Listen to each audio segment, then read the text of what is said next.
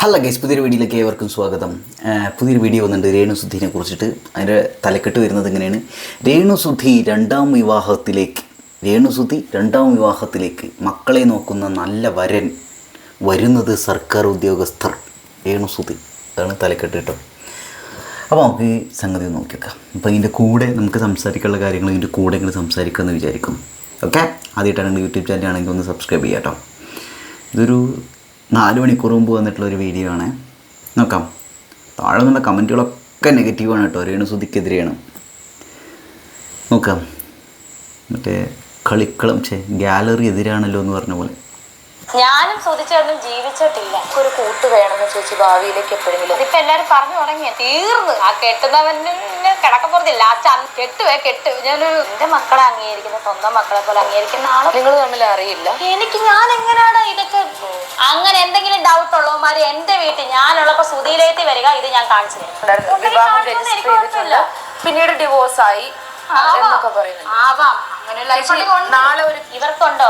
സുധിയുടെ ചോരയെ പറഞ്ഞ കുട്ടികളൊന്നും ഇല്ലല്ലോ ഇവർക്ക്. ഉണ്ട്. ഞാലിയാൻകുഴിയിലുള്ള കഴിഞ്ഞ കാര്യമാണ്. കഴിഞ്ഞ കാര്യം അത് ഒരിക്കലും ഓർക്കാൻ പോലും പറ്റാത്ത കാര്യങ്ങളൊക്കെയാണ്. ഞാനൊന്നും അങ്ങനെ ഓർക്കാറൊന്നുമില്ല. എന്തും ആകട്ടെ, അങ്ങനെ ലൈഫ് ഉണ്ടെങ്കിലും ഇല്ലെങ്കിലും ഞാൻ എന്തായാലും എന്നെ അറിയിക്കുന്നവരെ അറിയിച്ചിട്ടാണ്. Past is past. 25ാമത്തെ സെല്ലിൽ ഇരിപ്പുണ്ട് സൂചിച്ചു. ഞാലിയാൻകുഴി ബിനു, പാസ്റ്റർ ബിനു അല്ലേ? ആ ബിനുവുമായി ബന്ധപ്പെട്ടുള്ള കാര്യങ്ങൾ വരുന്ന സമയത്ത് എനിക്കത് ഓർക്കാൻ താല്പര്യമില്ല എന്നുള്ള രീതിയിലൊക്കെ ഇവിടെ പറയുന്നുണ്ട്. ആര്? രേണുസുധി. സംതിങ് ഫിഷി അറിയില്ല. ചില ആളുകളൊക്കെ ഇങ്ങനെ കമൻറ്റ് ചെയ്യുന്നുണ്ട്. അങ്ങനെ ബിനു ഉണ്ട്, ബിനുവിനെ കണ്ട് 2012 2012 മുതൽ 2016 വരെയാണ് രേണുസുധിയും പാസ്റ്റർ ബിനു ആ ചെങ്ങനെ കല്യാണം കഴിച്ചവർ ഒരുമിച്ച് ജീവിച്ചത്. അതിനുശേഷമാണ് രേണുസുധി 2016 കാണുന്നതൊക്കെ. അങ്ങനെ അങ്ങനത്തെ ഒരു കമൻറ്റ് കണ്ടില്ല. സുധി അവരെ വിവാഹം കഴിച്ചത് ഈ കമൻറ്റ് കേട്ടോ, ഈ സാധനം കണ്ടോ? അപ്പോൾ സുധി അവരെ വിവാഹം കഴിച്ച് 2012 4 വർഷം കൂടെ ഉണ്ടായിരുന്നെന്നും പിന്നെ ഡിവോഴ്സ് ആയെന്ന് ആണ് അവർ പറഞ്ഞത്. അപ്പോൾ 4 വർഷം കഴിഞ്ഞ് 2016 അല്ലേ? ആ ടൈമിലല്ലേ രേണുവിനെ പരിചയപ്പെടുന്നത്? അപ്പോൾ പിന്നെ അവർ പറഞ്ഞ കറക്റ്റ് വർഷമല്ലേ? അറിയില്ല കേട്ടോ, നമുക്കറിയില്ല. ഭൗതിക ശരീരം നിങ്ങളെ കൊണ്ട് നടക്കും. ആലോചന വരുന്നുണ്ടടാ, പ്രപ്പോസൽസ് ഒക്കെ അങ്ങനെ വരുന്നുണ്ട്. വീട്ടുകാരുടെ ഉദ്യോഗസ്ഥന്മാരൊക്കെ വരുന്നുണ്ട്. മരിച്ച ആൾക്ക് പോലും സമാധാനം കൊടുക്കാത്ത കുറെ ചെറ്റ മനുഷ്യര്. അപ്പൊ ഇതിൽ നിന്നൊക്കെ അത്യാവശ്യം നല്ല എമൗണ്ട് ചേച്ചി. രേണുസുധി ഇപ്പോൾ തെറി പറയില്ല. രേണുസുധിയുടെ ചെറ്റ മനുഷ്യര് ചെയ്യുന്നുണ്ട്. എന്നിട്ട് സോഷ്യൽ മീഡിയയിൽ വന്ന് ഇതായിരിക്കും പറയുന്നത് എന്തിനാണ്? അപ്പൊ എന്നോട് ചോദിക്കും, പൈസ ആദ്യമായിട്ട് ഇങ്ങനെ ഒരു പെണ്ണ് വരുന്നത് പൈസ ഇത്ര ഇന്ന വെച്ച് കിട്ടിട്ട് വേണ്ട. ഞാൻ നിങ്ങളുടെ പൈസക്കൊന്നും വന്ന ആളല്ല. ഞാൻ സുധിച്ചേട്ടൻ ഫസ്റ്റ് കിച്ചുവിന്റെ അമ്മ കഴിച്ച് വേറൊരു വിവാഹം ചെയ്തിരുന്നു. 2016 ലാസ്റ്റ് ഡിസംബറിലാണ് ആദ്യമായിട്ട് ഇദ്ദേഹത്തെ കാണുന്നതും. പിന്നെ എങ്ങനെ 2012 13 ഇവർ പറയുന്നത് കള്ളത്തരമല്ലേ? നാണമാകുന്നില്ലേ നിങ്ങൾക്ക്? ഈ വ്ളോഗേഴ്സ്, റിയാക്ഷൻ വീഡിയോസ് ചെയ്യുന്നവര് സുധിച്ചേട്ടന്റെ ഫ്രണ്ടിന്റെയോ മറ്റൊരു വോയിസ് ക്ലിപ്പ് പുറത്തു വിട്ടിരുന്നു. അതിനകത്ത് പറയുന്നത് സുധിച്ചേട്ടന് കൊല്ലം സുധി എന്നാണ് അറിയപ്പെടുന്നത്, അതുകൊണ്ട് തന്നെ കൊല്ലത്ത് തന്നെ അടക്കണമായിരുന്നു എന്നാണ് ആഗ്രഹം. ഞാനൊരു കാര്യം, ഈയിടെയാണ് ആ വോയിസ് വന്നത്. ഒരു കാര്യം ചെന്നാണ്ട് അവിടെ 25ാമത്തെ സെല്ലിൽ ഇരിപ്പുണ്ട് സുധിച്ചേട്ടന്റെ ഭൗതിക ശരീരം നിങ്ങളെ കൊണ്ട് അടക്കും. അല്ല, ഞാൻ എന്നെ ഇതിനകത്ത് പറയേണ്ടത്? 2 വർഷമായില്ലേ ആള് മരിച്ചിട്ട്? മരിച്ച ആൾക്ക് പോലും ഞാൻ പറഞ്ഞ മണ്ണിന്റെ അടിയിൽ എന്ന് പറഞ്ഞാൽ മണ്ണോട് ചേർന്നെന്നാണ് നമ്മൾ ക്രിസ്ത്യൻസ് പറയുന്ന പദമാണത്. അതൊന്നും ഞാൻ കഴിഞ്ഞ ദിവസം അങ്ങനെ പറഞ്ഞത് ഒരുത്തി എടുത്ത് റിയാക്ഷൻ ചെയ്തേക്കുന്നു. മണ്ണിന്റെ അടിയിലായെന്ന് പറഞ്ഞത്. മണ്ണിന്റെ അടിയിൽ മണ്ണോട് ചേരുന്നു.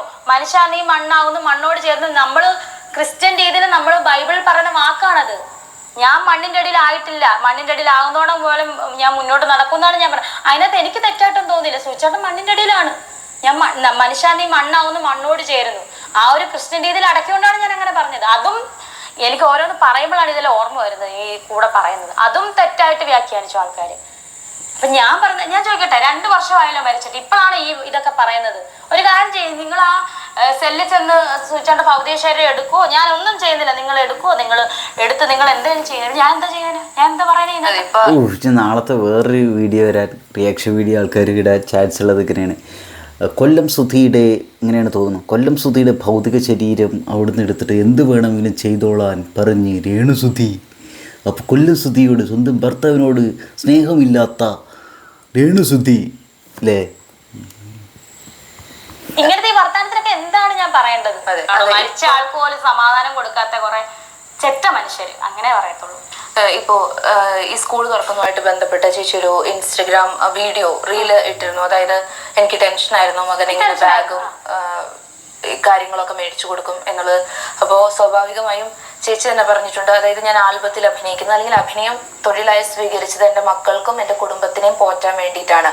ഇത്രയും ആൽബങ്ങളും കാര്യങ്ങളും ചെയ്യുന്ന ആൾക്ക് കുഞ്ഞിനെ സ്കൂളിൽ വിടാനുള്ള കാര്യങ്ങൾ അത്തരത്തിലുള്ള അതിന് പോലും വരുമാനമില്ലെങ്കിൽ പിന്നെ എന്തിനാണ് ഈ തൊഴിലുമായിട്ട് കണ്ടിന്യൂ ചെയ്യുന്നത്? കറക്റ്റാണ് പറഞ്ഞത്. വേറൊന്നുമല്ല, എന്നെ സംബന്ധിച്ച് സുധിച്ചേട്ടനെ പോലെ ആവുമോ എന്നൊരു പേടിയുണ്ട് എന്നെ. കാരണം സുധിച്ചേട്ടനും അധികം കാശൊന്നും പറയുന്നത് അങ്ങനെ ഒരു രീതിയിൽ എനിക്ക് കഴുത്തറപ്പും പരിപാടിയൊന്നും എനിക്കറിയത്തില്ല. കഴിഞ്ഞ ഇടയ്ക്ക് ഒരാൾ വിളിച്ചിട്ട് പറഞ്ഞു, രേണുസുതി ഭയങ്കര പ്രതിഫലം മേടിക്കുന്നതാണല്ലോ, 1 ലക്ഷമാണോ മേടിക്കുന്നത്? ഞാൻ 1 ലക്ഷം കണ്ടിട്ടില്ല ലൈഫിൽ.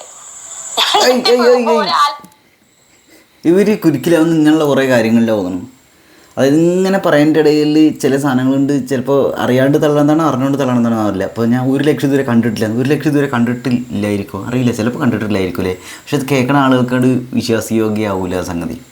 1 ലക്ഷം ഇതുവരെ കണ്ടിട്ടില്ല ഒരുമിച്ച് എന്നൊക്കെ പറയുമ്പോൾ അല്ലേ.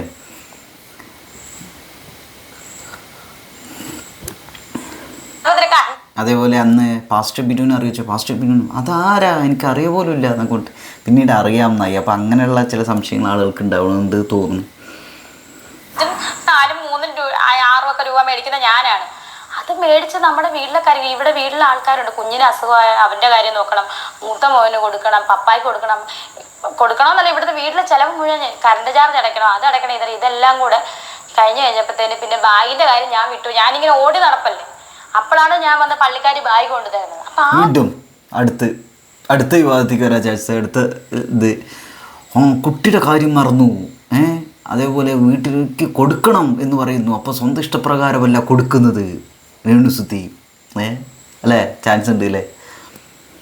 കുട്ടിയുടെ കാര്യം മറന്നു എന്നൊക്കെ പറയുമ്പോൾ കുട്ടിയുടെ കാര്യം അല്ല, സ്കൂൾ തുറക്കണതിൻ്റെ കാര്യം വിട്ടുപോയി എന്നൊക്കെ പറയുമ്പോൾ അത് അല്ലേ അറിയില്ല. അത് അവർ കുറേ ടെൻഷനും ഇതൊക്കെ ആയിട്ട് നടക്കുന്നതല്ലേ. അവർ ആ വീടിൻ്റെ ഒരേ ഒരു വരുമാനമാർഗം പറഞ്ഞത് രേണുസുതി അല്ലേ. അപ്പോൾ അതെല്ലാം കൂടി ആ പ്രഷറൊക്കെ മണ്ടയിൽ വരുമ്പോഴുള്ള ഒരു സംഗതി ആയിരിക്കാം, അറിയില്ല. ഞാൻ രേണുസുതിനെ സോപ്പിടാൻ വരുന്നു, വെള്ള പൂശാൻ വരുന്നു എന്നൊക്കെ പറഞ്ഞിട്ട് വരും. പൊതുവെ അങ്ങനെ കമൻറ്റുകൾ എനിക്ക് വരലുണ്ട്. അതായത് വീഡിയോ കണ്ടാലറിയാം ആര് പറഞ്ഞിട്ടാണ് ഇത് ചെയ്യുന്നത് എന്ന്. ആര് പറഞ്ഞിട്ട് ചെയ്യണം, എനിക്ക് അങ്ങനെയൊക്കെ വരലുണ്ട് കമൻറ്റുകൾ. ഒരു സന്തോഷത്തിന് ഞാനത് വീഡിയോ ഇട്ടതേ ഉള്ളൂ, അല്ല അതിനകത്ത് ബാഗ് മേടിക്കാൻ കാശില്ലെന്നല്ല ഞാൻ പറഞ്ഞത്, സന്തോഷത്തിന് പുറത്തിട്ടതാണ് ഞാൻ. ഇപ്പോൾ ചേച്ചി പറഞ്ഞപ്പോഴാണ് ഞാനും റിയലൈസ് ചെയ്യുന്നത്, ചേച്ചി ആൽബത്തിനൊക്കെ മേടിക്കുന്നത് ഇത്രയും വളരെ കുറഞ്ഞ എമൗണ്ട് ആണെന്നുള്ളത്. പക്ഷെ നമ്മൾ നോക്കുമ്പോൾ ചേച്ചിക്ക് ഡെയിലി വർക്കുണ്ട്, ആൽബം ഉണ്ട്, മ്യൂസിക്കൽ ആൽബം ഉണ്ട്.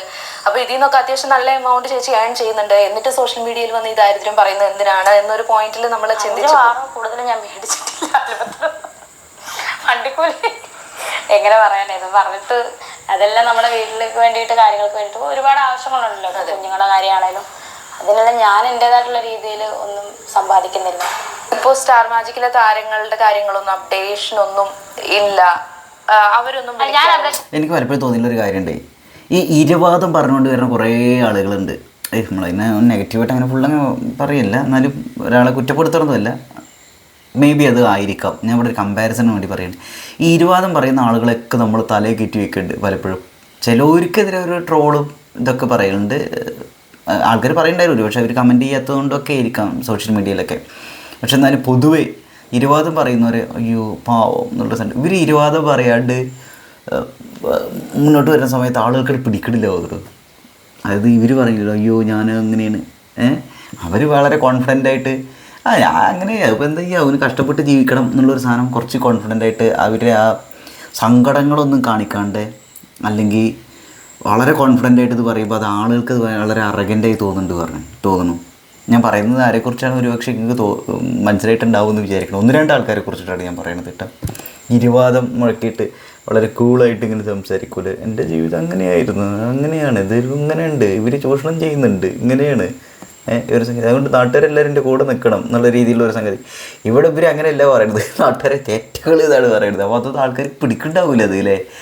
അല്ലെങ്കിൽ ഗാലറി എതിരാണ്, അതിൻ്റെ ഇടയിൽ തെറ്റുകൾ എന്നൊക്കെ പറയുമ്പോൾ ഒരു പ്രശ്നമുണ്ടല്ലോ, എല്ലാ വ്ളോഗേഴ്സിനും എതിരെ പറയണു, അങ്ങനെയൊക്കെ ഒരു കാര്യമുണ്ട്. എല്ലാ വ്ളോഗേഴ്സില്ല, ഇവർക്കെതിരെ വീഡിയോ ചെയ്യുന്നവർക്കെതിരെ പറയുന്നു രേണുസുതി. അപ്പോൾ ഗാലറി മൊത്തം എതിരാണ്.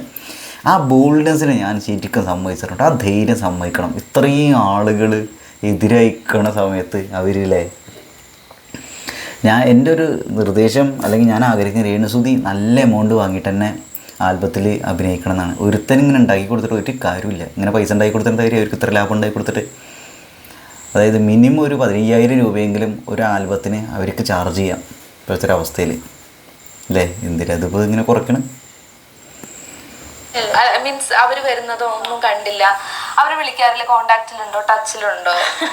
അനു കഴിഞ്ഞ ദിവസം വിളിച്ചായിരുന്നു. അതുപോലെ ലക്ഷ്മി നമ്മൾ 5-ാം തീയതി തലേന്ന് പ്രാർത്ഥിക്കാം എന്ന് പറഞ്ഞു. ഞങ്ങൾ സംസാരിച്ചു കേട്ടോ. അപ്പൊ എൻ്റെ അടുത്ത് അനു വിളിച്ചിരുന്നു പറഞ്ഞു, ഓ അനുവായിട്ട് എന്തോ വിഷയത്തൊക്കെ കൊണ്ട് വിളിച്ചിട്ട് തിരിച്ചു വിളിച്ചില്ല എന്നൊക്കെ പറഞ്ഞിട്ട് ഇതിനിടയ്ക്ക് വേറെ വീഡിയോ കണ്ടല്ലോ ഞാൻ. അന്ന് തന്നെ കണ്ടത് കുറച്ച് മണിക്കൂർ മുമ്പ്. ഇപ്പം അതെങ്ങനെ പറയണു എൻ്റെ അനുവിനെ മൈൻഡ് ചെയ്തില്ല എന്നൊക്കെ പറഞ്ഞിട്ട് എന്തോ സംഗതി. ലക്ഷ്മി വിളിച്ചിരുന്നു പറഞ്ഞു, ലക്ഷ്മി നക്ഷത്രം വിളിച്ചു എന്നല്ലേ പറഞ്ഞേ. നീ ലക്ഷ്മി നക്ഷത്രം എന്ന് പറയും, എന്നെ വിളിച്ചില്ല, എന്നെ മൈൻഡ് ചെയ്തില്ല എന്ന് പറയും, അറിയൂല. ഒട്ടരേണു ഇതുപോലെ തന്നെ സന്തോഷമായിട്ടിരിക്കട്ടെ എന്ന് ലക്ഷ്മി പറഞ്ഞു. ഞാനും സംസാരിച്ചു. അതുപോലെ പിന്നെ ശ്രീവിദ്യ ഇടയ്ക്ക് മെസ്സേജ് അയക്കുമായിരുന്നു. അങ്ങനെ അല്ലാതെ ഒരു കണ്ടിന്യൂസ് ആയിട്ട് മെസ്സേജോ കാര്യങ്ങളോ കോളോ ഒന്നുമില്ല ഈ 2 വർഷമായിട്ട്. അങ്ങനെയൊന്നും ഇല്ലടാ. അത് ഞാൻ അവരെ കുറ്റപ്പെടുത്തുന്നതല്ല, അവരൊക്കെ അവരുടെ തിരക്കുണ്ട്. പിന്നെ അതുപോലെ ബിനിച്ചേട്ടൻ്റെ വൈഫ് മെസ്സേജ് അയക്കുമായിരുന്നു. ഇപ്പൊ അതും കാണുന്നില്ല, തിരക്കായിരിക്കും. ഒരിടയ്ക്ക് നോബിച്ചേട്ടൻ മെസ്സേജ് അയച്ചു, വിളിച്ചു. അതല്ലാതെ വേറെ ആരും ഒരു കോണ്ടാക്റ്റോ ഒന്നും ഇല്ല. നോബിക്കെതിരെ ആളുകൾ ഇനി എന്തെങ്കിലും പറഞ്ഞു വരുമോ എന്നാണ്. ഒന്നും പറയാൻ പറ്റില്ലേ. മഞ്ജുമാരുടെ ചിന്ത വേറെ രീതിയിൽ കൊനിഷ്ഠ രീതിയിലൊക്കെ ആയിരിക്കും. എനിക്ക് പേടി അതുലിനെയാണ്. അതുലും വിവിയില്ലേ, പേടിയല്ല കേട്ടോ. ഉപന്മാരോട് ഏത് ലെവലിലേക്ക് പോവും. വീഡിയോസ് ഡിറ്റക്റ്റീവ്സ് ആണ്, രേണുസുധിക്കെതിരെയുള്ള ഡിറ്റക്റ്റീവ്സ് ഞാൻ കണ്ടിരുന്നു. അതിൽ പറയുന്നത് സുധിച്ചേട്ടൻ എന്ന് പറയുന്നത് വളരെ ടാലന്റഡ് ആയിട്ടുള്ള ഒരു മിമിക്രി ആർട്ടിസ്റ്റാണ്. അദ്ദേഹത്തിന് ഒരുപാട് അവസരങ്ങൾ കിട്ടിയിട്ടുണ്ട്. അദ്ദേഹം ഒരു സീനിയർ ആയിരുന്നു. അദ്ദേഹം പോകാത്ത പല കൺട്രീസ് വളരെ കുറവാണ്. അദ്ദേഹം പോകാത്ത ഓസ്ട്രേലിയ മാത്രമേ പോകാനുള്ളൂ, ബാക്കി എല്ലാ രാജ്യങ്ങളും. അതെ, അത്രയും കഴിവുള്ള ഒരു ആള്. അത്യാവശ്യം ഏണിങ്സ് ചേട്ടൻ്റെ ഒരു കല വെച്ച് ചേട്ടൻ ഉണ്ടാക്കുന്നുണ്ടായിരുന്നു. പിന്നെ ഈ ഒരു സാമ്പത്തിക തകർച്ചയിലേക്ക് എങ്ങനെ പോയെന്ന് മനസ്സിലാവുന്നില്ല എന്ന് അനുവേട്ടൻ പറഞ്ഞ ഒരു ഇത് കണ്ടിരുന്നു. ഞാൻ വന്ന സമയത്ത് ഈ ഒരു എന്താ പറയാ, ഇവർക്ക് ഏൺ ചെയ്തത്, അതായത് ഈ ലോക രാഷ്ട്രം മുഴുവൻ പോയ മനുഷ്യൻ എല്ലാം ചെയ്ത് ഞാൻ വന്ന സമയം എന്ന് പറയുന്നത് 2016 കാലഘട്ടമാണ്. ലാസ്റ്റ് സമയമാണ് ഞാൻ വരുന്നത്. ആ സമയത്ത് ഞാൻ നോക്കിയ സേവിങ്സ് ഒന്നുമില്ല. അതിനകത്ത് 0 ബാലൻസ് തന്നെയാണ് ഞാൻ ആളെയും മകനെ സ്വീകരിച്ചത്. പൈസ കണ്ടിട്ടൊന്നും അതിൻ്റെ ആവശ്യമില്ല. ഞാൻ അങ്ങനെ തന്നെയാണ്. അത് കഴിഞ്ഞിട്ടുണ്ടാക്കാനുള്ള ഇതിലായിരുന്നു ഞാൻ. അതായത് ഇവർക്ക് മഴവിൽ മനോരമയിൽ ഫസ്റ്റ് കിട്ടിയ എന്തോ സാജു നവോദയ ചേട്ടൻ്റെ പാഷാണ ഷാജി, ആ ടീം സാജു ചേട്ടനൊക്കെ ഫസ്റ്റ് കിട്ടിയതാണ് ഇവർക്ക്. അപ്പം അതെല്ലാം കഴിഞ്ഞ് എത്രയോ വർഷം കഴിഞ്ഞാണ് ഞാൻ വരുന്നത്. ഇതൊന്നും കണ്ടോണ്ടല്ലല്ലോ ഞാൻ വരുന്നത്. ഞാൻ എൻ്റെ ലൈഫിൽ ഇവർ വന്നു, ഞാനും കണ്ടുമുട്ടി, ഇവരോടൊപ്പം ഞാനും കൂടി ചേർന്നു. അന്നൊന്നും 0 ബാലൻസ് ആണ് എൻ്റെ കയ്യിൽ, ഞാൻ കണ്ടിട്ടില്ലായിരുന്നു. പിന്നെ നമ്മൾ വന്നു കഴിഞ്ഞ് നമ്മളിങ്ങനെ ഏൺ കുറച്ച് സേവ് ചെയ്യാൻ വേണ്ടി വന്നപ്പോഴാണ് കുഞ്ഞുണ്ടായതോ, അതുപോലെ ലോക്ക്ഡൗൺ വന്നത്. സത്യം പറഞ്ഞാൽ ജീവിച്ചില്ല. ഞങ്ങൾ ജീവിച്ചു തുടങ്ങാൻ പോവുമായിരുന്നു. ഞാനും സുധിച്ചേട്ടനും ജീവിച്ചിട്ടില്ല. കാരണം ആദ്യത്തെ ആ സമയത്ത് രജിസ്റ്റർ മാരേജ് ചെയ്തെങ്കിൽ അവരവിടെയും കുഞ്ഞിന് മൂത്ത മോന് പഠിത്തമുള്ളതുകൊണ്ട് ഞാൻ എൻ്റെ വീട്ടിൽ വരുന്നു, കോട്ടയത്ത് വരുന്നു. വെള്ളിയാഴ്ചകളിൽ വരും, ജസ്റ്റ് കാണും, തിങ്കളാഴ്ച തിരിച്ചു പോകും. വല്ലപ്പോഴും ഷൂട്ട് കഴിഞ്ഞതിലേ വരുവാണ്, ജസ്റ്റ് എന്നെ ഒന്ന് ഹായ് പറയും, കോട്ടയത്ത് വെച്ച് കാണും, തിരിച്ചു പോകും. പിന്നെ ഞങ്ങൾ ഒന്നിക്കുന്നത് ഈ കുഞ്ഞുണ്ടായ ആ സമയത്ത് ഒന്നിച്ചെങ്കിലും ലോക്ക്ഡൗൺ വന്നതോടുകൂടി സൂചിച്ചേട്ടൻ മാനസികമായിട്ട് തകർന്നു. പിന്നെ ഈ പൈസ ഒന്നും ഉണ്ടാക്കാൻ പറ്റിയിട്ടില്ല. 0 ബാലൻസ് എന്ന് ഞാൻ പറഞ്ഞ ഒരു സേവിങ്സ് ഇല്ലായിരുന്നു സൂചിച്ചേട്ടൻ. അന്നും പൈസ കിട്ടുമായിരുന്നു.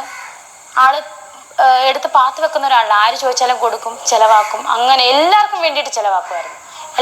എല്ലാവർക്കും വേണ്ടിയിട്ടെന്ന് പറഞ്ഞാൽ എല്ലാവരുടെയും സന്തോഷമായിരുന്നു ആളുടെ വലിയൊരു കാര്യം എന്ന് പറഞ്ഞാൽ. വേറൊരു വീഡിയോ വരാനുള്ള ചാൻസ് ഒരു പക്ഷേ ഇങ്ങനെ ആയിരിക്കും അല്ലേ. ഭാര്യയെ നോക്കാതെ നാട്ടുകാരെ സഹായിച്ചു ഭർത്താവ് കൊല്ലസുധി എന്ന് രേണുസുധി. അപ്പം എന്താ വെച്ചാൽ ആൾക്കാർ ഒത്തങ്ങോട്ട് വരുമല്ലോ. ഓ അപ്പോൾ നമ്മളെക്കുറിച്ച് കൂറ്റാൻ പറഞ്ഞു, കൊല്ലസുധിയുടെ സുഹൃത്തുക്കളായി ഞങ്ങളെക്കുറിച്ച് കൂറ്റാൻ പറഞ്ഞു രേണുസുധി ഇതൊക്കെ പറഞ്ഞിട്ട്.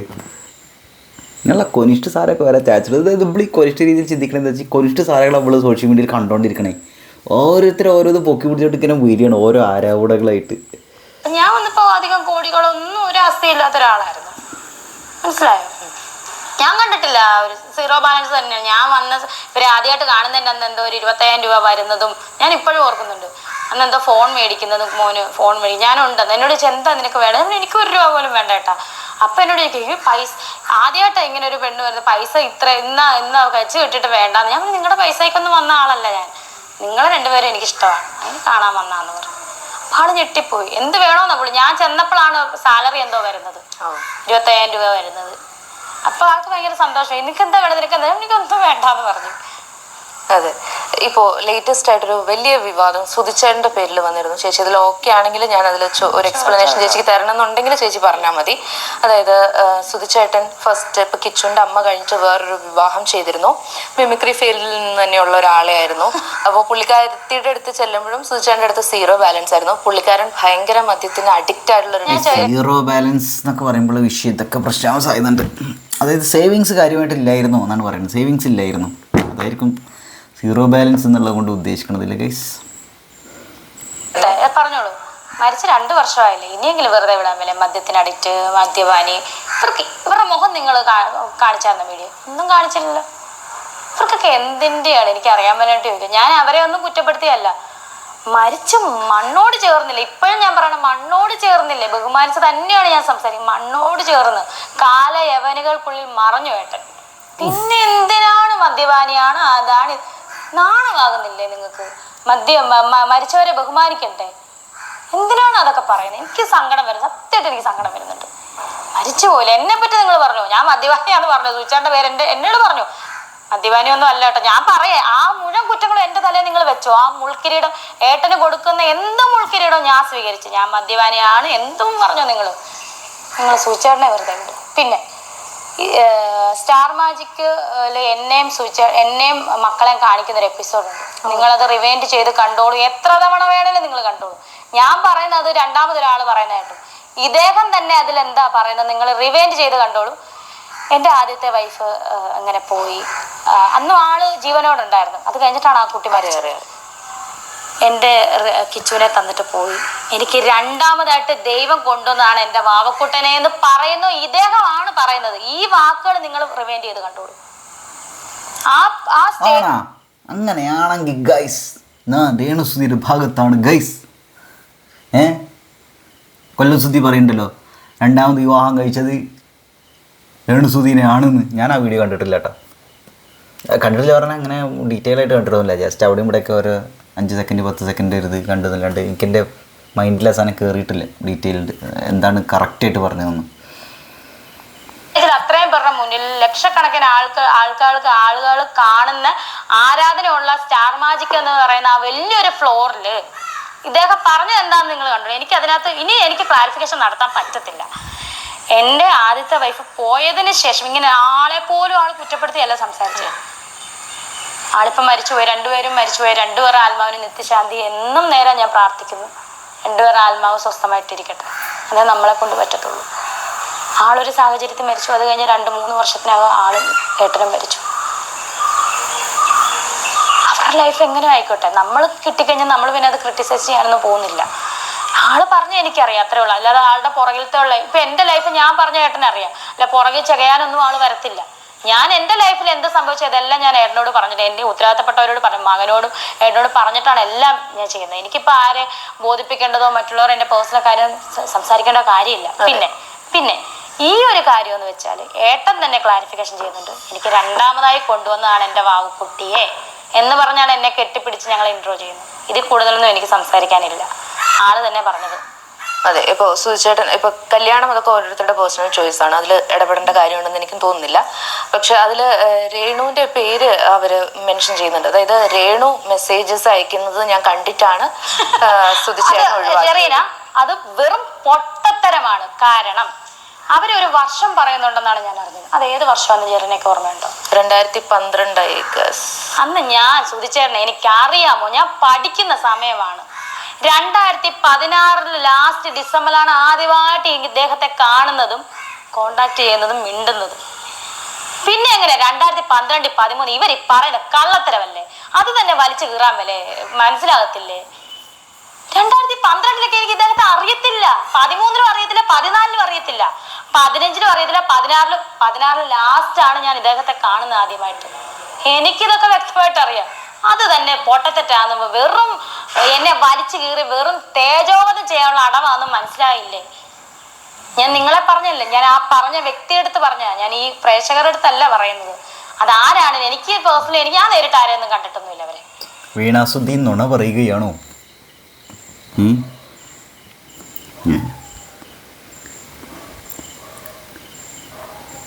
നിങ്ങൾ തമ്മിൽ അറിയില്ല?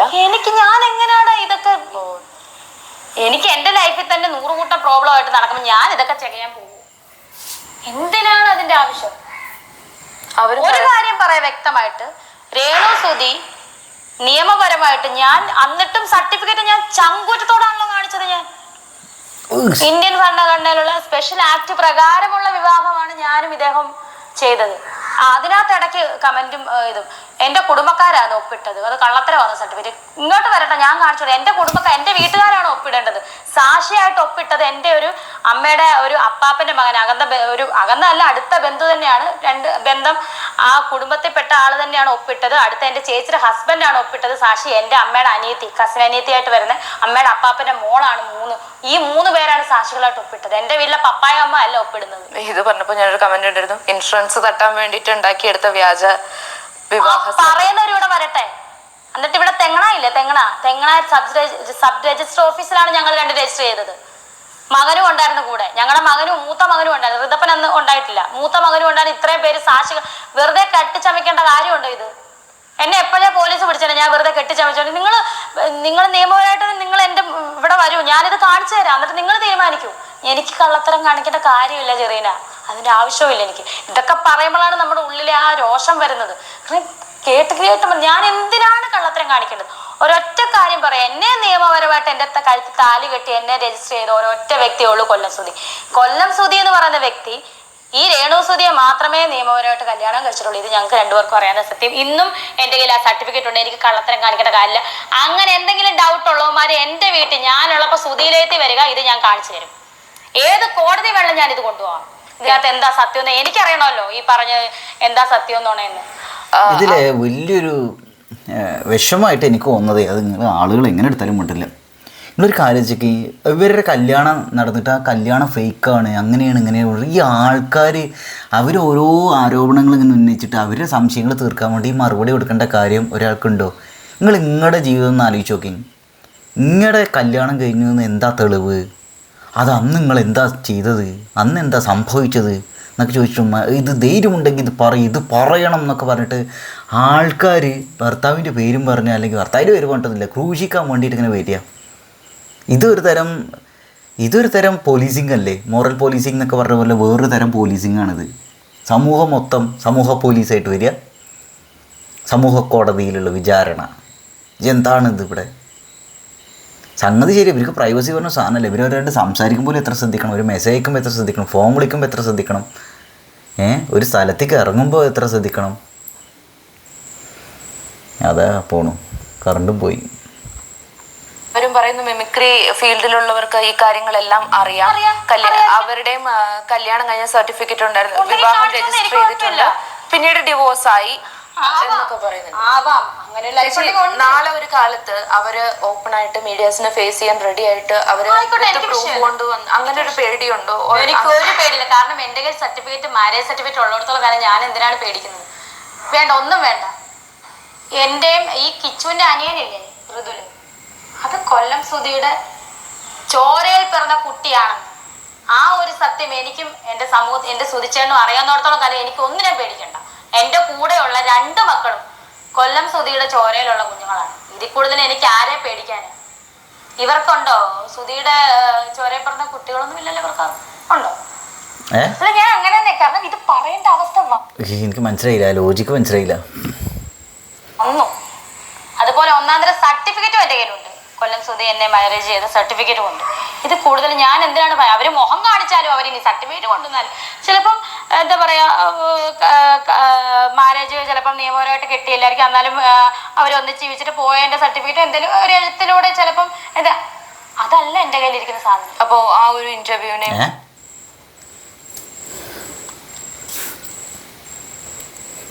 ഇതാണോ രേഖ? ഇത് നിയമപരമായ രേഖയാണ് അല്ലേ രേണുസുധി? ആ ഒരു ആരോപണങ്ങളെ ചേച്ചി തള്ളി പറയുന്നത് ഞാൻ പറയുന്നില്ലടാ. എനിക്ക് ഭയമില്ല അതിനെ. ഇനി മുന്നോട്ട് ഇനി എന്തൊക്കെ വന്നാലും എനിക്ക് ഭയമില്ല. എൻ്റെ ലൈഫിൽ എന്തൊക്കെ നടന്നോ അതെല്ലാം ഇദ്ദേഹത്തെ അറിയിച്ചു, ഇദ്ദേഹത്തിൻ്റെ വീട്ടുകാരെ അറിയിച്ചു, മകനെ അറിയിച്ചിട്ടാണ് ഞാൻ ഇദ്ദേഹവുമായിട്ടൊരു എന്താ പറയുക ബന്ധത്തിലെത്തുന്നത്. ഇനി എൻ്റെ ലൈഫിന് ചകഞ്ഞ് ഇനി ഇവന്മാർ കൊണ്ടുവന്നാലും സുധിച്ചേണ്ട ലൈഫ് ചകഞ്ഞ് കൊണ്ടുവന്നാലും രേണു സുധി തളരത്തില്ല, ഒറ്റയ്ക്ക് ഇങ്ങനെ തന്നെ നിൽക്കും. ഇദ്ദേഹത്തിൻ്റെ ആത്മാവ് എൻ്റെ കൂടെ ഉള്ളിടത്തോളം കാലം ആർക്കും എന്നെ തളർത്താനും പറ്റും. അതെ, ഈ പാസ്റ്റ് പറയുന്ന കൂട്ടത്തില് ഞാലിയാങ്കുഴിയിലുള്ള ബിനു കഴിഞ്ഞ കാര്യമാണ്, കഴിഞ്ഞ കാര്യം ഞാൻ പേരൊന്നും പറയുന്നില്ല. ഈ പാസ്റ്റർ എനിക്കറിയത്തില്ല, ആ പാസ്റ്ററിനെ എല്ലാം കഴിഞ്ഞ കാര്യമാണ്. ഇത് വളരെ ഇമ്പോർട്ടൻ്റ് ആണ്. പാസ്റ്റർ ബിനുവിനെ അറിയില്ല എന്നാണ് പറയുന്നത്. പാസ്റ്ററിനെ അറിയില്ല വീണ്ടും വീണ്ടും ആൾക്കാർ പാസ്റ്റർ ബിനു പറഞ്ഞിട്ട് അറിയില്ല പറയണു. ഒരു നമ്മളത് എന്താ പറയാ, അത് ഒരിക്കലും ഓർക്കാൻ പോലും പറ്റാത്ത കാര്യങ്ങളൊക്കെയാണ്. ഞാനൊന്നും അങ്ങനെ ഓർക്കാറൊന്നുമില്ല. എന്തുവാകട്ടെ, അങ്ങനെ ഒരു ലൈഫ് ഉണ്ടെങ്കിലും ഇല്ലെങ്കിലും ഞാൻ എന്തായാലും എന്നെ അറിയിക്കുന്നവരെ അറിയിച്ചിട്ടാണ്. അപ്പൊ അദ്ദേഹം അത്രേ ഉള്ളൂ. അവർ പാസ്റ്ററിനെ അറിയില്ല പറഞ്ഞു. അപ്പോൾ ആ ഇതിലൊരു ക്ലാരിഫിക്കേഷൻ കിട്ടി. പിന്നെ അവരൊരു പാസ്റ്റ് ലൈഫിനെ കുറിച്ച് അറിയിക്കേണ്ടവരെ അറിയിച്ചിട്ടുണ്ട് പറഞ്ഞു. കിച്ചുവിനോടും കൊല്ലം സുധിയോടും അറിയിച്ചിട്ടുണ്ട് പറഞ്ഞു. പിന്നെ ഇപ്പോൾ ആൾക്കാർ എന്തിനീ ചെക്ക് ചെയ്യണമെന്നാണ് മനസ്സിലാവാത്തത്. നിങ്ങളുടെ അടുത്ത് ചോദിക്കുകയാണ് നിങ്ങളുടെ പാസ്റ്റ് ലൈഫ് എന്താണ്, നിങ്ങൾ വേറെ ആളുടെ റിലേഷൻഷിപ്പ് ഉണ്ടായിരുന്നു അങ്ങനെ ഇങ്ങനെയൊക്കെ ചോദിക്കുന്ന സമയത്ത് നിങ്ങളാണെങ്കിൽ പറയൂ. അങ്ങനെ പറയേണ്ട കാര്യമുണ്ടോ? അല്ല, പറയുമല്ലേ നിങ്ങളുടെ ഇഷ്ടമാണ്. അങ്ങനെ പറയേണ്ട കാര്യമുണ്ടോ? എന്തിപ്പോൾ അതിൻ്റെ ആവശ്യം? സോഷ്യൽ മീഡിയ ഇങ്ങനെ ചോദിക്കുന്ന ആൾക്കാരിങ്ങനെ ചോദിക്കുന്ന സമയത്ത് അതിങ്ങനെ എല്ലാവർക്കും മറുപടി പറയണമെന്ന് നിർബന്ധമുണ്ടോ? ഇവരത് പറഞ്ഞാലും അങ്ങനെ അവർ പേഴ്സണൽ ലൈഫിനെ കുറിച്ച് പബ്ലിക്കായിട്ട് പറഞ്ഞാലും ഇല്ലെങ്കിലും ഇവിടെ പ്രശ്നമാണ്. പറഞ്ഞിട്ടുണ്ടെങ്കിൽ പറയും, ആ കൊച്ചുങ്ങൾ ആലോചിച്ച് പറയണ്ടേ, പറയരുതായിരുന്നു, കൊച്ചുങ്ങൾക്ക് നാണക്കേടാവൂലേ, അങ്ങനെയുള്ള കാര്യം. പാസ്റ്റ് ലൈഫൊക്കെ ഇവിടെ എടുത്തിട്ടിരുന്നു പബ്ലിക് പ്ലാറ്റ്ഫോമിൽ നിന്ന്. ഇനിയിപ്പോൾ പറയാണ്ടിരുന്നിട്ടുണ്ടെങ്കിൽ എന്ത് പറയണ്ടായിരിക്കും, അതെന്തോ കള്ളത്തരുണ്ട് അതുകൊണ്ടാണ് പറയാണ്ടിരിക്കണത് എന്നല്ലേ. പക്ഷെ എന്താണ് ഇത്, മുണ്ടിയാലും മുണ്ടാണ്ടിരുന്നാലും പ്രശ്നം, മറുപടി പറഞ്ഞാലും ഇല്ലാണ്ടിരുന്നാലും പ്രശ്നമല്ലേ. തന്നെയാണ് പറഞ്ഞത്, എന്തിനാണ് ഇത്, പാസ്റ്റ് ഈസ് പാസ്റ്റ്. ഇപ്പോഴെന്താണോ അത് നമ്മൾ ചെയ്താൽ മതി, മറ്റുള്ളവർക്ക് മുന്നിൽ പറഞ്ഞാൽ മതി. അദ്ദേഹത്തിന് ഞാൻ കൊടുത്ത വാക്കാണ് ഞാനത് പ്രാവർത്തികമാക്കുന്നത്. പിന്നെ ഇത്രയും നാൾ ചോദ്യങ്ങളോ ഉത്തരങ്ങളോ ഒന്നും ഇല്ലായിരുന്നു. ഈ ഇടയിൽ തൊട്ട് ഇത് ചെയ്തുകൊണ്ടാണ് ഞാനൊരു മൈസ്ട്രീമിന് ഞാൻ ക്ലാരിഫിക്കേഷൻ കൊടുത്തായിരുന്നു. അതിൽ കൂടുതലൊന്നും എനിക്ക് സംസാരിക്കാനില്ല, പറയേണ്ടവരോട് പറഞ്ഞിട്ട് തന്നെയാണ്. അതും ഇങ്ങനെ ഒരാളല്ലല്ലോ രംഗത്ത് വരുന്നത്, ബിനു ആളല്ലല്ലോ രംഗത്ത് വരുന്നത്. ഈ പറയുന്ന ഈ വ്യക്തി ഭാര്യ മക്കളും ഒക്കെ ആയിട്ട് ജീവിക്കുന്നത് കമന്റ്സിലൂടെയാണ് വരുന്നത്. അതാണ് കുശുംബെന്ന് പറഞ്ഞ ഞാൻ വെച്ചിട്ട് ഈ കമൻറ്റുകളിലൂടെ ആളുകൾ ഇങ്ങനെ പ്രതികരിക്കുക. അതായത് അവർ അങ്ങനെ കമൻറ്റ് വരുന്ന സമയത്ത് ആളുകൾ ആ കമൻറ്റ് തപ്പി പിടിച്ചിട്ടാണ് വിവി പോയറണമെന്നോ ഇതിൻ്റെ തെളിവ് ഉണ്ടാക്കാൻ വേണ്ടിയിട്ട്. ഒരുപക്ഷെ അവരുടെ രേണുസുധിക്ക് ആദ്യം റിലേഷൻഷിപ്പ് ഉണ്ട് എന്ന് ആളുകൾ ഊഹിക്കുന്ന ആളിൻ്റെ അവിടെ പോയിട്ട് അവരുടെ അടുത്ത വീട്ടിലെ ആളായിരിക്കാം കമൻറ്റ് ചെയ്തത്, അല്ലെങ്കിൽ ഫേക്ക് ഐഡിയ ആയിരിക്കാം. ചില ആളുകളില്ലേ ചുമ്മാ വിവാദം ഉണ്ടാക്കാൻ വേണ്ടിയിട്ട് എന്തെങ്കിലുമൊക്കെ ഇങ്ങനെ ഓരോ കമൻറ്റുകൾ ഇടുന്ന ആൾക്കാരും ആയിരിക്കാം അല്ലേ. ഇപ്പം ഞാനാണ് മറ്റേ ഇന്ന സിനിമാ നടൻ്റെ വീട്ടിൻ്റെ അടുത്താണ് ഞാൻ, ഇന്ന സിനിമാ നടൻ്റെ കൂടെ പഠിച്ച ആളാണ് ഞാൻ, സിനിമ നടിക്ക് പരിചയമുണ്ട് എന്നൊക്കെ പറഞ്ഞിട്ടൊക്കെ വന്നാൽ ഒരു കാര്യമുണ്ടല്ലോ. അസൂയക്ക് മരുന്നില്ലെന്ന് പറഞ്ഞ ഭയങ്കര സത്യം തന്നെ. നിങ്ങൾ കുശുമ്പൊന്നും പിടിക്കണ്ട, ഞാൻ സാധാരണക്കാരി തന്നെ, ഞാൻ എങ്ങും പോയിട്ടില്ല, ഞാൻ ഇങ്ങനെ തന്നെ ഇരിക്കുന്ന ഒരു വ്യക്തിയാണ്. ഞാൻ ഏതാണ്ട് സംഭവം ഓർത്തിട്ടാണ് ഈ കുശുമ്പ് ഇളകുന്നത്. കല്യാണത്തിന് ഐസ്ക്രീം തിന്നുമോ എന്ത് വേണമെങ്കിലും ചെയ്തോട്ടെ. പിന്നെ ഞാനതിന് ഇതിന് മാത്രം തെറ്റൊന്നും ഞാൻ ചെയ്തിട്ടില്ലല്ലോ. എന്തായാലും രേണുസുധി ഒരാളെ കൊന്നിട്ട് വന്നതാ, രണ്ടാമത് അവള് സൂചിച്ചേട്ട കല്യാണം ഒരാളെ കൊന്നിട്ടാ വന്നത് കേട്ടോ. ഇതാണെങ്കിൽ ഓക്കെ, ഇത് തെറ്റാണ്. എൻ്റെ മുൻ ജീവിതവും സൂചിച്ചേട്ടൻ്റെ മുൻ ജീവിതവും ഇതൊക്കെ എന്തിനാണ്? ഞാൻ മരിച്ചു പോയില്ലേ ആള്. ഈ പറയുന്ന എൻ്റെ ഈ ലൈഫ് എന്ന് പറയുന്ന ഇപ്പം പറഞ്ഞ നിങ്ങളെ പറഞ്ഞ പേര്, ആ ആൾക്ക് വേറെ ഫാമിലിയും മക്കളും ഒക്കെ ഉള്ളതാണ്. അവരാരും രംഗത്ത് വരുന്നില്ലല്ലോ, അവർക്കൊക്കെ ലൈഫ് ഉള്ളതല്ലേ. വെറുതെ എന്തിനാണ് ഈ ആരോപണങ്ങൾ? എനിക്കറിയില്ല, ഒരു പ്രശ്നവും ഇല്ലാതിരിക്കുമ്പോഴാണ് ആരോപണങ്ങൾ കൊണ്ടുവരുന്നത്. അതെ, എനിക്ക് പ്രയോജനമില്ല, അവർക്കും പ്രയോജനമില്ല. അതെ, ഞാൻ ഇത് ഇപ്പൊ ക്ലിയർ ചെയ്യാൻ കാരണം ചേച്ചിനെ കഴിഞ്ഞ 2 വർഷമായിട്ട് നമ്മൾ കാണുന്നതാണ്. പക്ഷെ ആദ്യത്തെ ഘട്ടങ്ങളിലൊന്നും ഇത്തരത്തിലുള്ള കാര്യങ്ങൾ വരാതിരിക്കും. പിന്നീട് ഇപ്പോ ഇത്രയും ആരോപണങ്ങൾ പ്രത്യേകിച്ച് സുധിച്ചേട്ടന്റെ പേരില് ഇങ്ങനെ വരുന്നു, ചേച്ചിയുടെ പേരിൽ വരുന്നു. അപ്പോ ചേച്ചിനെ അറിയാൻ ആഗ്രഹമുള്ള കുറച്ച് പേരെങ്കിലും ചേച്ചിനെ പിന്നെ ഞാൻ പറയാണ്, ആ വാർത്ത അവരെ ഞാൻ തെറ്റാന്നൊന്നുമല്ല, ഈ സുധിച്ചേട്ടന്റെ മുൻ ലൈഫിലെ അവർ തെറ്റാന്നൊന്നുമല്ല ഞാൻ പറഞ്ഞത്, എന്റെ കയ്യിലുള്ള സത്യമാണ് ഞാൻ പറഞ്ഞത്. അവര് തെറ്റാന്നോ അവരുടെ കുറ്റം പറയണം, ഞാൻ അവരെ കണ്ടിട്ട് പോലും ഇല്ല. ഞാൻ എന്തിനാണ് അവരെ ക്രിട്ടിസൈസ് ചെയ്യുന്നത്? ഇപ്പോ ഒരുപാട് മഹാന്മാരായ കലാകാരന്മാരുടെ ഭാര്യമാര്, ഭർത്താക്കന്മാര് മരിച്ച ഭാര്യമാര്, അവര് കാര്യമായ സോഷ്യൽ മീഡിയയിലൊന്നും വരുന്നില്ല, അവരുടെ ഭർത്താക്കന്മാരുടെ പേരുപയോഗിച്ച് അവർ ഫെയിം നേടുന്നില്ല. രേണു മാത്രമാണ് ഇങ്ങനെ ചെയ്യുന്നത് എന്നൊക്കെ പറയുന്നുണ്ട്. അപ്പോൾ അതിനോടുള്ളൊരു പ്രതികരണം എന്താ? ഇപ്പോൾ അവർ എക്സാമ്പിൾ ആയിട്ട് പറയുന്നത് കലാഭവൻ മണിയുടെ ഭാര്യ, അതുപോലെ തന്നെ ബാലഭാസ്കർ, വയലിനിസ്റ്റ് ബാലഭാസ്കർ, അദ്ദേഹത്തിന്റെ ഭാര്യ, അവരൊന്നും മീഡിയാസിന് മുഖം കൊടുത്തിട്ട് അവർക്കൊക്കെ വീട്ടിൽ അത്യാവശ്യം കാശുണ്ട്. തോന്നണത് അതാണ് ഇതിൻ്റെ ഒരു കാരണം. അവർ വീട്ടിൽ അത്യാവശ്യം കാശുണ്ട്. അല്ല അത് മോശമായിട്ട് പറയുന്നതല്ല, അവർക്ക് ജീവിക്കാനുള്ള ഒരു ബാക്ക്ഗ്രൗണ്ട് ഉണ്ട്. രേണുസുതിക്ക് അതില്ലായിരുന്നു. അപ്പോൾ അവൾ അധ്വാനിച്ചിട്ട് തന്നെ വേണം കാര്യങ്ങളൊക്കെ ചെയ്യാൻ. അപ്പോൾ അതുകൊണ്ട് മുന്നിലേക്ക് വന്നു. അത് തന്നെ അതിനെ വളരെ പോസിറ്റീവായിട്ടല്ലേ എടുക്കേണ്ടത്. നേരത്തെ മറ്റുള്ളവർ മോശം എന്നല്ല കേട്ടോ. രണ്ടും മൂന്ന് പേഴ്സണാലിറ്റിയാണ്. അവര് വേറെ പേഴ്സണാലിറ്റി, ഞാൻ വേറെ, ആ ചേച്ചി വേറെ. അതിപ്പോ അവരെ പോലെ ഞാൻ ആവണമെന്ന് പറഞ്ഞാൽ നടക്കുന്ന കാര്യം, എന്നെ പോലെ അവരാകണമെന്ന് പറഞ്ഞാൽ നടക്കുന്ന കാര്യമാണോ? ഒരിക്കലും അല്ലേ. ഓരോരുത്തർക്കും ഓരോരുത്തരുടെ വ്യക്തിപരമായിട്ടുള്ള കാര്യങ്ങളുണ്ട്. ഞാൻ എൻ്റെ ശരിയെന്ന് തോന്നുന്നത് ഞാൻ ചെയ്യും, ഞാൻ മുന്നോട്ട് പോകും, അത്രേ ഉള്ളൂ. എനിക്ക് അതിനകത്ത് വേറെ ഒന്നും പറയാനില്ല. ഇപ്പോൾ മക്കള് 2 ആൺകുട്ടികളാണ്, അവര് പഠിക്കും, ചിലപ്പോൾ അവർ പുറത്തു പോകും, അവരുടെ കല്യാണം കഴിയാം, അങ്ങനെയൊക്കെ വരും. ചേച്ചി ഒരു പോയിന്റിൽ തന്നെയാവുന്ന ഒരു സിറ്റുവേഷൻ വരും. ഏതൊരു പെണ്ണുങ്ങളും അങ്ങനെ ഒരു സിറ്റുവേഷന് ഫേസ് ചെയ്യേണ്ട, പ്രത്യേകിച്ച് ഭർത്താക്കന്മാർ പോയ സ്ത്രീകൾ ഫേസ് ചെയ്യേണ്ടതായിട്ട് വരും. അങ്ങനെ ഒരു നാളിനെ കുറിച്ച് ചേച്ചിക്ക് പേടിയുണ്ടോ? അന്നേരമൊക്കെ ഒരു കൂട്ട് വേണമെന്ന് ചേച്ചി ഭാവിയിലേക്ക് എപ്പോഴെങ്കിലും? അതിപ്പോ എല്ലാവരും പറഞ്ഞു തുടങ്ങി എൻ്റെ അടുത്ത്, കൂട്ടുകാർക്ക് അടി. എന്തായാലും വീട്ടുകാരൊക്കെ ഒരു കൺസേൺ ഉണ്ടാവില്ല, ഞങ്ങൾ പോയ ആരേണോന് പിന്നെ ആര്, അവരൊക്കെ ശരിയായിരിക്കും. അങ്ങനെ ചിന്തിച്ചിട്ടുണ്ടോ?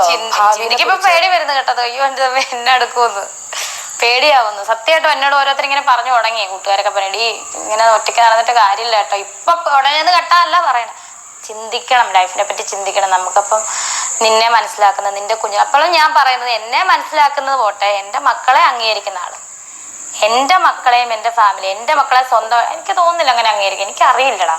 അപ്പൊ എൻ്റെ മക്കളെ അംഗീകരിക്കുന്ന, സ്വന്തം മക്കളെ പോലെ അംഗീകരിക്കുന്ന ആള് വരുവാണെങ്കിൽ, എൻ്റെ എല്ലാ കാര്യങ്ങളും അറിയുന്ന ഒരാളാണെങ്കിൽ നമുക്ക് മുന്നോട്ട് ആലോചിക്കാം. നല്ലൊരാളാണെങ്കിൽ ആലോചന വരുന്നുണ്ടടാ, വരുന്നുണ്ട് വീട്ടുകാരോട് ദിവസമൊക്കെ വരും. നമ്മളതൊന്നും എനിക്ക് വന്നത് ഇപ്പോൾ വരുന്ന പ്രപ്പോസലുകളിൽ പൊതുവേ ഈ ഒരു ഫെയിം കണ്ടിട്ട് വരുന്ന ടീംസൊക്കെ ആയിരിക്കണം അല്ലേ?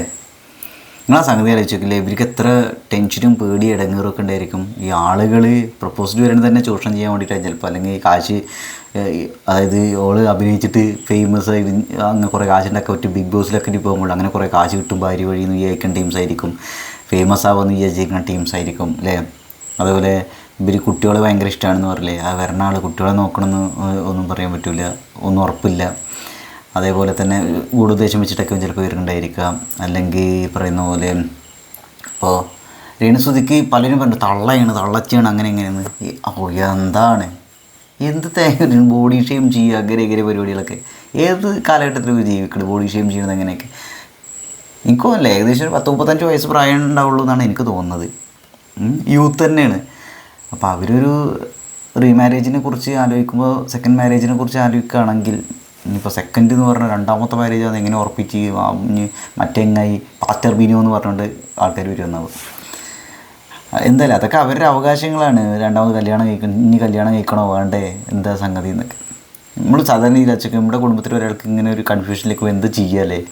അതായത് മക്കളുടെ കാര്യം, സമൂഹത്തിൽ ആരും കാര്യമായിട്ട് സഹായിക്കാനില്ല, ഒറ്റയ്ക്ക് തന്നെ കാര്യങ്ങൾ ചെയ്യണം, വെയ്യാണ്ടായി എന്ത് ചെയ്യും? ഇവർക്ക് വെയ്യാണ്ടായിട്ട് സംഭവിക്കാണ്ടിരിക്കട്ടെ, വെയ്യാണ്ടായിട്ട് രേണുസുതി ഒരു 10 ദിവസം വീട്ടിൽ കിടക്കേണ്ട അവസ്ഥ എന്നുണ്ടെങ്കിൽ ഇവരുടെ കാര്യങ്ങൾ ആരാ നോക്കുക? ഈ കുറ്റം പറയുന്ന ആൾക്കാർ ചെയ്യോ, ഏറ്റെടുക്കുമോ, സഹായിക്കോ?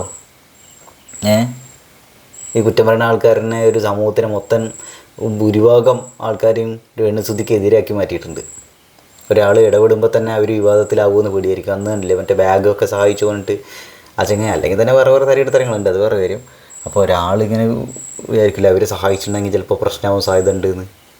അപ്പോൾ ഉള്ള അന്നം കൂടി ഉള്ള സഹായം കൂടി മുടക്കുന്ന രീതിയിലാണ് ഈ അവസ്ഥ. നിങ്ങൾ സാധാരണ രീതിയിൽ ആലോചിച്ച് നോക്കി, രേണുസുതി എന്നുള്ള ഒരു വ്യക്തിക്ക് പകരം ഒരു വ്യക്തി അവിടെ ഉണ്ട്, അങ്ങനെ ഒരു സംഗതി ആലോചിച്ച് നോക്കി. ആ വ്യക്തിനെ ഒരാൾ സഹായിക്കുമ്പോൾ പോലും അത് വിവാദമായി തീരാനുള്ള സാധ്യത ഉണ്ട്. അയാളെ വലിച്ചഴക്കൂലേ സോഷ്യൽ മീഡിയ, വലിച്ചഴച്ച് അയാളുടെ ചരിത്രം അന്വേഷിച്ച്, ചരിത്രം ജോഗ്രഫിയും ഹിസ്റ്ററിയും ഫിസിക്സും ഒക്കെ അന്വേഷിക്കും, കെമിസ്ട്രിയും ഒക്കെ ബയോളജിയും ഒക്കെ. ഇതെന്തോ ഉടായിപ്പാണെന്ന് വരെ പറയും അല്ലേ? അയാളായിട്ട് ചിലപ്പോൾ സോഷ്യൽ മീഡിയ രേണുസുതിയൊക്കെ റിലേഷൻ ഉണ്ടെന്ന് വരെ പറയും. ഒന്നും പറയാൻ പറ്റൂല, എനിക്ക് തോന്നുന്നതാണ്. അപ്പോൾ ഞാൻ എൻ്റെ മൈൻഡിൽ ഇങ്ങനെയൊക്കെ ആലോചിക്കണോണ്ട് കൂടിയാണ് എനിക്കിങ്ങനെ പേടിയാവുന്നത്. ഇത് പേടിയാവുന്നല്ല, എത്ര ഉപദ്രവമായിരിക്കും ആളുകൾ ഇവരോട് ചെയ്യുന്നുണ്ടായിരിക്കും. അങ്ങനെ ആലോചിച്ച് നോക്കി. മനുഷ്യരൊരു പ്രൈവസി വേണ്ടേ? ഒരു സമാധാനം ഇല്ലാണ്ട് ഇപ്പോഴും ഇങ്ങനെ കുരമ്പുകൾക്കിടയിലൂടെ അല്ലേ അന്തമുട്ടിക്കാൻ നിൽക്കണ അവസ്ഥ. ഇല്ല എന്നുള്ളത് ഇപ്പൊ നമുക്ക് അങ്ങനെ ഒരു ചിന്തയില്ല. വിട്ടേക്കാൻ പറഞ്ഞങ്ങ് വിട്ടുപോ, തട്ടി വിടുവാണ്.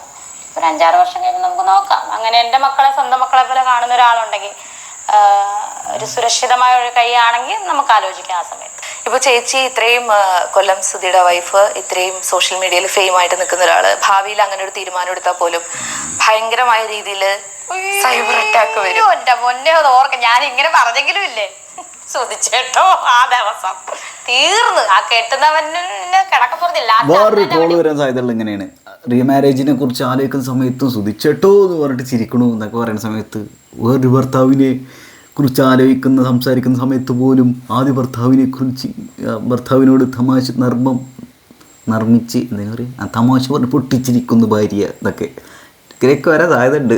ആൾക്കാർ ട്രോളന്മാരും വ്ളോഗർമാരും കണ്ണും നട്ടിരിക്കാണ് എന്താണ് രേണുസുതി ചെയ്യണത്, രേണുസുതി കൈ ഇങ്ങനെയാണ് പിടിക്കണത് അല്ലേ, ചിരിക്കണുണ്ടോ ചിരിക്കണില്ലേ, കണ്ണ് മൂളപ്പെട്ടാണോ താഴ്ത്തിക്കാണ് ഇങ്ങോട്ടാണോ പോണത്, പക്ഷെ എന്താണ് പിന്നെ ഞാൻ ഒറ്റപ്പെടും. അതൊക്കെ ആലോചിക്കും എന്ത് ചെയ്യും കാരണം കെട്ട് ഞാനൊരു ഇത് ഭാവി ഒരു ഉദാഹരണം പറയാം. കെട്ടിയെല്ലാം കഴിഞ്ഞ് വന്ന് വീഡിയോ നോക്കുമ്പോഴത്തേന് ഈ കെട്ടിയോ തന്നെ ലാസ്റ്റ് നിന്റെ കൂടെയുള്ള ജീവിതം ഇന്നുകൊണ്ട് തീർന്നടിയെന്ന് ഡിവോഴ്സ് ആയപ്പോ ഞാൻ പിന്നെ ഒറ്റയാകത്തില്ല. അതുപോലെ പുള്ളിങ്ങായിരിക്കും, അതുപോലെ ആ കറഞ്ചം പുറഞ്ഞം ഞങ്ങളെ ഇട്ട് കൊല്ല ചെയ്യും. അതെനിക്കറിയാം. അതുകൊണ്ട് ഒന്നും എന്താ പറയാ മറ്റുള്ളവരുടെ കയ്യിലാണ് എന്റെ ഫീലിങ്സ് എന്ന് പറയുന്ന പോലെ ഒന്നും ചെയ്യാൻ കരയാൻ പറ്റത്തില്ല, ചിരിക്കാൻ പറ്റത്തില്ല, നേരെ സംസാരിക്കാൻ പറ്റത്തില്ല, ആളുകളുടെ അടുത്ത് ഇടപെടാൻ പറ്റത്തില്ല. എല്ലാം ഒരു ഇതിൽ നിൽക്കുക. ആൾക്കാർ പറയുന്ന പോലെ കുറെ നെഗറ്റീവുകാരുണ്ട്, അവര് പറയുന്ന പോലെ രേണുസുതി ചെയ്യണം എന്നുള്ളൊരു ഇതായിപ്പോയി. ഭാവിയിലേക്ക് ഒരു കൂട്ട് വേണമെന്ന് തോന്നിയാൽ എന്തെങ്കിലും സങ്കല്പങ്ങളുണ്ടോ? ഞാൻ സങ്കല്പം പറഞ്ഞില്ല, മക്കളെ സ്വന്തം മക്കളെ പോലെ കാണുക, നമ്മളെ മനസ്സിലാക്കുക, നമ്മുടെ വീട്ടുകാരെ അംഗീകരിക്കുക, നമ്മുടെ തൊഴില് ഇപ്പം അഭിനയമാണെങ്കിൽ അഭിനയം, ആ തൊഴിലിനെ അംഗീകരിക്കുക. കാര്യം അഭിനയത്തിന് അറിയാമല്ലോ ഇന്റിമസി ചെയ്യേണ്ടവരും ഒക്കെ അംഗീകരിക്കുന്ന. 2 നേരം കഴിഞ്ഞ് 2 പകല് കഴിഞ്ഞ് വഴക്ക് പിടിച്ച് അടിച്ചിട്ട് പോകാനാണെങ്കിൽ എന്റെ പൊന്നേ ഇല്ല. പക്ഷെ ഇതുവരെയായിട്ട് ഞാൻ തീരുമാനിച്ചിട്ടില്ല. ഇപ്പൊ ഭാവിയിൽ സങ്കല്പം ചോദിച്ചത് അങ്ങനെയാണ്. ഇന്ന് വരെ ചോദിച്ചേണ്ട വൈഫായിട്ട് തന്നെ നാളെ അങ്ങനെ തന്നെ മുന്നോട്ട് പോകാനാണ് എൻ്റെ ആഗ്രഹം. ദൈവം എന്നെ അങ്ങനെ അനുഗ്രഹിക്കട്ടെ എന്നാണ് എൻ്റെ പ്രാർത്ഥന ഓരോ ദിവസവും. നാളെ എന്താവും എന്നുള്ളത്. ഇത്രയും നെഗറ്റീവ് കാര്യങ്ങൾ സൈബർ ബുള്ളിങ് ഫേസ് ചെയ്തിട്ടൊരു ലേഡി മലയാളത്തിലുണ്ടോന്ന് വെച്ചാൽ എനിക്കറിയില്ല. എനിക്കറിയില്ല. രേണുസുതിയുടെ മാരേജ് പ്ലാൻസ്, കല്യാണ പദ്ധതികൾ ടാഗ്ലൈനിലൊക്കെ വീഡിയോ വരാൻ സാധ്യതയുണ്ട്. ഡെയിലി ബേസിസിൽ ചേച്ചിനെ അത്രത്തോളം കാര്യങ്ങൾ അലട്ടുന്നുണ്ട്. ഏതെങ്കിലും ഒരു പോയിന്റിൽ മൈൻഡിന് അത് ടച്ച് ചെയ്തിട്ടുണ്ടോ? വീട്ടുകാരെ പറയുമ്പോൾ ഭയങ്കര വിഷമം. കാരണം എന്നെ പറഞ്ഞോട്ടെ, എന്നെ എന്ത് വേണേലും അധിക്ഷേപിച്ചോട്ടെ, എന്ത് വേണം. ഞാൻ ഇപ്പൊ ഒരു പറഞ്ഞ അവരുടെ ബോംബുണ്ട് നീ തകരും എന്താന്ന്, ഞാൻ ആരെയും കൊന്നിട്ടില്ല പീഡിപ്പിച്ചിട്ടില്ല, ഇത് കൂടുതലൊന്നും ഇല്ലല്ലോ, നമുക്ക് വിഷയമല്ല. സോ ഈ വീട്ടുകാരെയൊക്കെ എടുത്തിട്ടുമ്പോഴാണ് നമുക്ക് വിഷയം. അപ്പോൾ രേണു ചേച്ചിയാണ് ചേച്ചിയുടെ ഇപ്പോൾ കറന്റ് ആയിട്ട് നടക്കുന്ന ചേച്ചിയുടെ ജീവിതത്തിലെ ഡെവലപ്മെന്റ്സിനെ കുറിച്ചും വിവാദങ്ങൾക്കുള്ള ഒരു വ്യക്തമായ മറുപടിയും ചേച്ചി തന്നു കഴിഞ്ഞു. അപ്പോൾ കരിയറിൽ ഒരുപാട് ഉയർച്ചകൾ ചേച്ചിനെ തേടി എത്തട്ടെ എന്ന് ആശംസിക്കുന്നു. Thank you so much. ആശംസിക്കുന്നു രേണുസുതി. അതിൻ്റെ താഴെ നിന്നുള്ള കുറച്ച് കമൻറ്റുകൾ കിട്ടാം. സുധിയെ നീ അത്ര അങ്ങ് വെളുപ്പിക്കേണ്ട, വീണയും സുധിയും ലീഗലി കല്യാണം കഴിച്ചതാണെന്ന് എല്ലാവർക്കും അറിയാം. ആർക്ക്? എനിക്കറിയില്ല കേട്ടോ. ആരും അങ്ങനെ ഭാര്യയായി ജീവിച്ചിരുന്നു എന്ന് പറഞ്ഞു വരില്ല. അത് മരിച്ചുപോയ ഒരാളുടെ കാര്യം പറഞ്ഞ് ഒട്ടും വരില്ല. നീ അങ്ങോട്ട് ചൊറിയാൻ ചെന്നിട്ടാണ് വീണയ്ക്ക് ഇതെല്ലാം വിളിച്ചു പറയേണ്ടി വന്നത്. അതെയോ? അവൾ പൈസയ്ക്ക് അല്ലത്ര അഭിനയിക്കാൻ നടക്കുന്നത്. അവൾക്ക് കെട്ടുകണക്കിന് ബാങ്ക് ബാലൻസ് ഉള്ളത് പോലെയാണ് പറച്ചിൽ. ലക്ഷക്കണക്കിന് പ്രതിഫലം തരാൻ വേണ്ടി വിളിക്കുന്നവർ ആരും പൊട്ടന്മാരല്ല. എങ്ങനെ? നിൻ്റെ കഴിവിനൊത്ത പ്രതിഫലമേ നിനക്ക് കിട്ടുള്ളൂ. ഇതൊരുമാതിരി ഒലക്കേമല ഡയലോഗല്ലേ കമൻറ്റ്? എന്താ ഇങ്ങനെയൊക്കെ പറയണത്? ഒരു ഷോർട്ട് ഫിലിം അഭിനയിക്കാൻ 15,000 രൂപ രേണുസുതിക്ക് ഇന്നത്തെ ഒരു അവസ്ഥയിൽ ചാർജ് ചെയ്യാവുന്നേ ഉള്ളൂ. എന്താ പറ്റൂലെന്നുണ്ടോ? 15,000 എന്നല്ല, 20,000 25,000 വരെയും പറയാം. കാരണം എന്താ മില്യൺ വ്യൂസൊക്കെയാണ് ഒരു ആൽബത്തിനൊക്കെ. ആ സീനൊന്നും ആലോചിക്കും. ദിവസങ്ങൾക്കുള്ളിൽ ക്രിസ്ത്യൻ രീതിയിലാണോ രേണു ജീവിക്കുന്നതെങ്കിൽ കയ്യിൽ തകിടിടില്ലേ? അയ്യോ കയ്യിൽ തകിടിടില്ല എന്ന്. വേറൊരാളെ കിട്ടിയ സുധിയുടെ പേര് പറഞ്ഞ് മുതലാക്കരുത് എന്ന്. ഇവരുടെ കൂടെ എങ്ങനെ സുധി ഇത്രയും നാൾ ജീവിച്ചേ? എന്തായാലും സുധി രക്ഷപ്പെട്ടു. ഇപ്പോഴുള്ള പോലെയാണ് രേണുസുതി അന്നെന്നാണ് പറഞ്ഞു വരണത്. ഇവർ സമൂഹത്തിനെ അടച്ചാക്ഷേപിക്കുന്നു മൊത്തം കള്ളെന്ന് എങ്ങനെ മനസ്സിലായത്? കൂടുതലും പെണ്ണുങ്ങളാട്ടോ കമൻറ്റ് ചെയ്ത് പറഞ്ഞു. യക്ഷി ഉറഞ്ഞു തുള്ളുന്നു ഭയങ്കര യക്ഷിയെ. രേണു ഇപ്പം നല്ല ഉടായ്പാണെന്ന് തോന്നുന്നു. എനിക്ക് മാത്രമാണോ തോന്നുന്നത് അറിയില്ല. കാലം തെളിയിക്കും. മോന് ലാപ്ടോപ്പ് മേടിച്ച് കൊടുത്തതിന് സുധിയുമായി വഴക്കിട്ട് എന്ന് പറഞ്ഞ് കേൾക്കുന്നത് സത്യമാണെങ്കിൽ അത് വളരെ മോശം രേണു. അയ്യോ, മറ്റുള്ളവരുടെ ജീവിതത്തിൽ കയറിയിട്ട് അത് തെറ്റിച്ചിരി പറയാം. ലാപ്ടോപ്പ് വാങ്ങിക്കൊടുത്തതും മോശമാണെന്നുള്ളതുകൊണ്ടായിരിക്കണം അവർ കച്ചറണ്ടായിട്ടുണ്ടാവുക. അപ്പോൾ ഈ അടുത്ത വീട്ടിൽ ആൾക്കാർ ഇങ്ങനെ ശ്രദ്ധിക്കാവില്ല, എന്താ അവിടെ കച്ചറുണ്ടാവണം, എന്താ കാരണം? അതൊരു വൃത്തികെട്ട അവസ്ഥയല്ലേ, വൊയൂറിസമാണ് എന്തായാലും പറയാം. നോക്കിക്കൊണ്ടിരിക്കുകയല്ലേ, ഒലയ്ക്കവനെ പരിപാടി കാണിക്കണത്.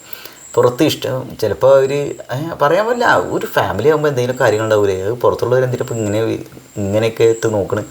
പുറത്ത് ഇഷ്ടമാണ് പറഞ്ഞ് സ്നേഹം കാണിക്കാത്ത അമ്മ ആണെങ്കിൽ നിങ്ങൾക്ക് ശുദ്ധിയോടും ആത്മാർത്ഥമായില്ലെന്ന് മനസ്സിലാക്കാം. അയ്യോ സ്നേഹം, ആ കുട്ടികൾ ഹാപ്പി ആയിരിക്കട്ടെ. എന്താ 6 വർഷം കഴിയുമ്പോൾ കിളവിയാകുന്നു. അയ്യോ, മാരേജ് സർട്ടിഫിക്കറ്റ് ക്ലിയറായി സ്വന്തം ചാനലിൽ കാണിച്ചൂടെ? അത് അവരുടെ ഇഷ്ടമല്ലേ. ഈ പാവത്തിന് ആഹാരം കഴിക്കാൻ വരെ പ്രയാസമാണ്, എങ്ങനെയെങ്കിലും ജീവിച്ചു പോട്ടെ. വളരെ കുറച്ച് പൈസ അവർ വാങ്ങുന്നുള്ളൂ എന്ന് പറഞ്ഞില്ലേ, പിന്നെ എന്താ ഈ നാറിത്തരം പറയണത്? വേറെ ജാതിയും പറഞ്ഞുകൊണ്ട് വന്നിട്ടോ, വേറെ ഒരുത്തി ആണ് കേട്ടോ. ഇവൾ ഹിന്ദു SCയിൽ നിന്ന് പെന്തക്കോസ്റ്റിലേക്ക് വന്നതാണ്. അതിന് ജാതീയമായിട്ടുള്ള അതിശയമായിരിക്കും ഇനി അല്ലേ. സോ ഇവളുടെ റേറ്റ് 5000 അവൾ തന്നെ പറഞ്ഞതെന്ന്. അതിന് അവർ ഡിവോഴ്സ് ആയപ്പോൾ അവർ രണ്ടുപേരും പരസ്പരം തമ്മിൽ എവിടെയും പറയില്ല എന്ന് പറഞ്ഞിരുന്നു എന്ന് അവർ കൊടുത്ത വോയിസ് ക്ലിപ്പിലുണ്ട്. അതിനുശേഷമായിരിക്കും ഫ്ലവേഴ്സിലെ പ്രോഗ്രാം എന്ന്.